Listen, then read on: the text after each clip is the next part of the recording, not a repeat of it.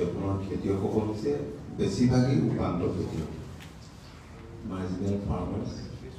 এতিয়া প্ৰথমতে যেতিয়া PM কিষাণ সন্মান নিধি ভাৰত চৰকাৰে ঘোষণা কৰিছিল, খুব খৰখেদাকৈ সেই সময়ত খৰখেদাকৈ সেই কামখিনি কৰিব লগা হৈছিল। আমাৰ ৰাজ্যতো তেনেকৈ হৈছিল,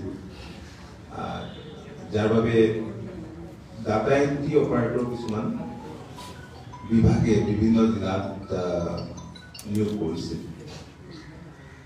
আৰু যিটো পাছপোৰ্ট আছিল, পাছপোৰ্টটো সেই ডাটা এণ্ট্ৰি অপাৰেটৰবিলাকৰ হাতত পৰিছিল, কাৰণ খুব খৰখেদাকৈ কম দিনৰ ভিতৰতে কামবিলাক কৰিব লগা হোৱাৰ কাৰণে তেনেধৰণৰ ছাপোৰ্ট ল'বলগীয়া হৈছিল। সকলো জিলাত হোৱা নাই, কিছুমান জিলাত তেনেধৰণৰ ক্ষেত্ৰত খেলি মেলি আমাৰ ডিষ্ট্ৰিক্টতে আমিয়ে প্ৰথম এনকুৱাৰী কৰিছিলোঁ ইউটিউবৰ তৰফৰ পৰা। FIR লঞ্চ কৰা হৈছিল, কেইবাগৰাকীও পুলিচ হাজতত থাকিবলগীয়া হৈছিল, জেললৈ গৈছিল বহুত। আৰু সেইকাৰণে ভৱিষ্যতে যাতে নহয় আৰু এই গোটেই প্ৰচেছটো ঠিক ঠাক কৰিবৰ কাৰণে আমি ব্যৱস্থা গ্ৰহণ কৰিলোঁ। বহুত মানুহৰ নাম পিছৰ পৰ্যায়ত ডিপাৰ্টমেণ্টৰ তৰফৰ পৰাই পতাৰ ব্যৱস্থা কৰা হ'ল। আৰু ইয়াৰ উপৰিও আপোনালোকে জানি সুখী হ'ব যে আমাৰ 30th ইনষ্টলমেণ্টৰ তুলনাত 18তম যি ইনষ্টলমেণ্ট আমি লাভ কৰিবলৈ সক্ষম হ'লোঁ, এইটো 207% আমাৰ তাতকৈ বেছি বৃদ্ধি পালে। প্ৰায় 400 কোটিতকৈ অধিক টকা 18 ইনষ্টলমেণ্টত 18th ইনষ্টলমেণ্টত কৃষকে লাভ কৰিবলৈ সক্ষম হৈছে। আৰু আমি ভাবোঁ যে এইখিনি জেনুইন কৃষক। আৰু যিটো ব্যাপক খেলি মেলি হোৱা বুলি যি কথাখিনি সেই সময়ত আমাৰ ধাৰণা হৈছিল বা কেতু হয়, কেতু হোৱা সোমাইছে, কিছুমানে এনেকুৱা কৰিলে আমি একেবাৰে অস্বীকাৰ নকৰোঁ। কিন্তু যেতিয়া ফিল্ডত আমাৰ বিষয়াসকল গ'ল, এনকুৱাৰী কৰিলে, এনকুৱাৰী কৰাৰ পিছত দেখা গ'ল যে ফাৰ্মাৰ্ছ হয়, কিন্তু সেই সময়ত চিলেকশ্যনৰ ক্ৰাইটেৰিয়া, ইলিজিবিলিটিৰ ক্ৰাইটেৰিয়াটো এনেকুৱা আছিলে যে নিজৰ নামত লেণ্ড হোল্ডিং চাৰ্টিফিকেট লাগিব আৰু বহুত কিবা কিবি লাগিব। এতিয়া আমাৰ অসমত আপোনালোকে জানে যে বহুত ফাৰ্মাৰ্ছৰ খেতিয়ক হয়, কিন্তু নিজৰ নামত মাটি নাই, অথচ ঘৰৰ ককাকৰ নামত মাটি আছে বা আজু ককাকৰ নামত মাটি আছে, মাটি পট্টা নিজৰ নামত নাই। কিন্তু এই গোটেই কথাখিনি বিস্তৃত আলোচনা কৰাৰ পাছত আপোনালোকে দেখিছে যে মাননীয় মুখ্যমন্ত্ৰীয়ে মিছন বসুন্ধৰাকে ধৰি আজি বহুতখিনি ব্যৱস্থা এই ক্ষেত্ৰত ৰেভিনিউৰ ক্ষেত্ৰত ব্যৱস্থা লোৱাৰ কাৰণে বহুতে আজি নিজাববীয়াকৈ এতিয়া নতুনকৈ আবেদন কৰিব পৰা অৱস্থা এটালৈ হৈছে। এতিয়াও সুবিধা আছে PM কিষাণত, কোনোবা যদি তেনেকুৱা ইলিজিবল মানুহ পোৱা নাই, সেইখিনি ফাৰ্মাৰ্ছৰ নাম নিশ্চয় অন্তৰ্ভুক্ত হ'ব। তেওঁলোকৰ Aadhaar card, EPS, KYC, bank linkage লাগিব।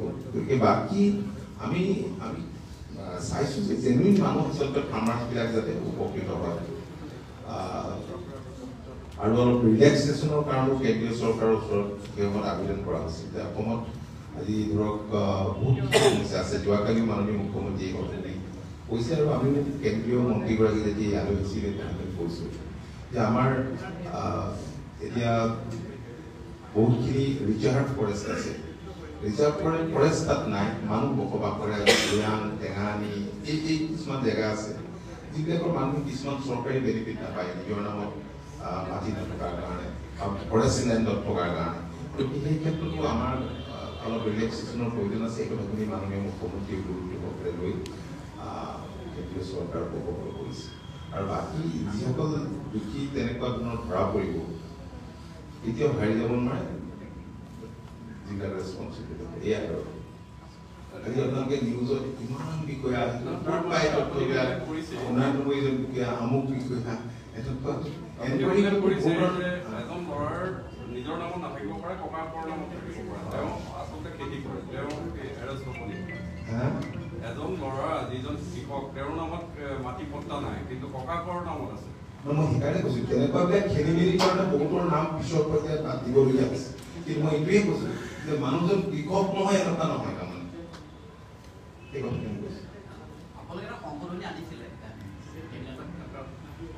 তাৰপিছত তেওঁলোকক অন্তৰ্ভুক্তি কৰা হ'লনে যিটো সংশোধনী আনিছিলে এতিয়াতো 18 লাখ ফাৰ্মাৰ্ছ এতিয়া পাই আছে 18 লাখ ফাৰ্মাৰ্ছে পাইছে আৰু মই ভাবোঁ পিছৰ ইনষ্টলমেণ্টকেইটাত আৰু ফাৰ্মাৰ্ছৰ সংখ্যা বাঢ়িব আৰু তাৰ কাৰণে খুব কেৱল কৃষি বিভাগে কৰিছে এনেকুৱা নহয় পিছৰ পৰ্যায়ত চাৰ্কুল অফিচ ডেপুটি কমিশ্যনাৰ কৰে গোটেই প্ৰক্ৰিয়াটোৰ লগত এণ্টাৰ প্ৰশাসন ইনভল্ভ হৈ পৰিছে কাৰণ ভাৰত চৰকাৰে ইমান টকা ফাৰ্মাৰ্ছক দিয়াটো আচলতে নদীবিহীন আৰু ফাৰ্মাৰ্ছৰ ক্ষেত্ৰত লোৱা কেন্দ্ৰীয় চৰকাৰৰ সিদ্ধান্তৰ কাৰণে মই ভাবোঁ যে কৃষি ক্ষেত্ৰখনলৈ আমাৰ ৰাজ্যটো পৰিৱৰ্তন আহিছে আজি ধৰক শাক পাচলি বিভিন্ন ধান খেতি কৰি 400 কোটি টকা মই ধৰি লৈ যোৱা বছৰ 18 ইনষ্টলমেণ্টত যিমান টকা পাইছে এইটো কেতিয়াও এইখিনি বহুত টকা আৰু আজি আপোনালোকক এটা ভাল খবৰ দিওঁ যে 5 লাখ কমলা অসমৰ পৰা আজি বিদেশৰ বজাৰলৈ আজি পঠাইছে এইটো এটা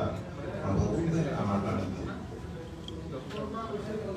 ৰাজ্যখনৰ বিভিন্ন ঠাইৰ পৰা আহিছে আজি তিনিচুকীয়া জিলাৰ পৰা আছে বৰাকভেলীৰ পৰাও আছে বেলেগ বেলেগ ঠাইৰ পৰা সংগ্ৰহ কৰি পঠোৱা হৈছে 5 লাখ কমলা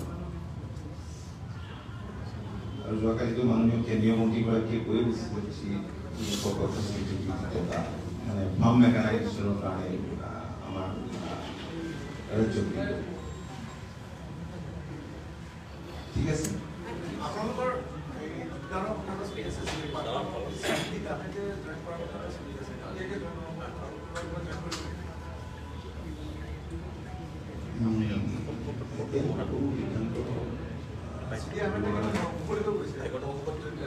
আজিও কৈছে যে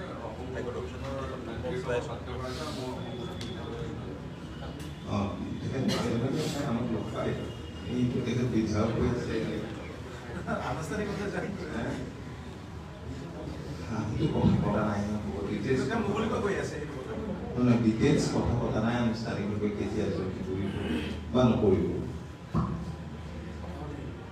ঠিক আছে হ'ব সকলোকে ধন্যবাদ আমাৰ ছাত্ৰ পৰিষদৰ পৰা কিবা কৈছে